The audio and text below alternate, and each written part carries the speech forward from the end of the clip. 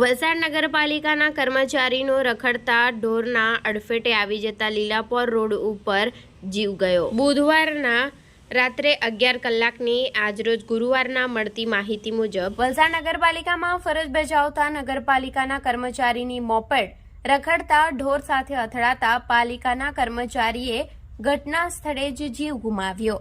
આ બનાવને પગલે સમગ્ર પંથકમાં શોકની કાલીમા ફેલાઈ છે। ત્યારે રખડતા ઢોરોના કારણે અકસ્માતો વધી રહ્યા છે, જેમાં છેલ્લા 2 દિવસમાં પાલિકાના કર્મચારી સહિત એક યુવાને પોતાનો જીવ ગુમાવવાનો વારો આવ્યો છે।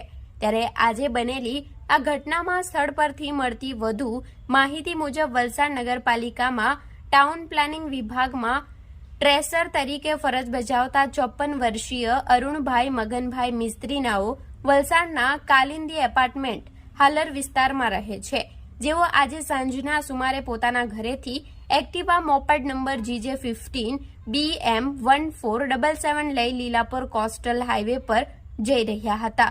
જે દરમિયાન તેમની મોપેડ રખડતા ઢોર સાથે અથડાતા તેઓ રસ્તા પર પટકાયા હતા, જેમને માથાના ભાગે ગંભીર ઈજાઓ પહોંચી હતી, જેમને તાત્કાલિક 108 એમ્બ્યુલન્સમાં વલસાડની કસ્તુરબા હોસ્પિટલમાં ખસેડવામાં આવ્યા હતા, જેમના ફરજ પરના તબીબોએ મૃત જાહેર કર્યા હતા। આ ઘટનામાં વલસાડ નગરપાલિકાના માજી સભ્યો હિતેશભાઈ રાણાને ઘટનાની જાણ થતાં તેઓ સ્થળ પર દોડી ગયા હતા, સાથે વલસાડ નગરપાલિકાના કર્મચારીઓ સહિત અધિકારીઓ હોસ્પિટલ પર દોડી આવ્યા હતા।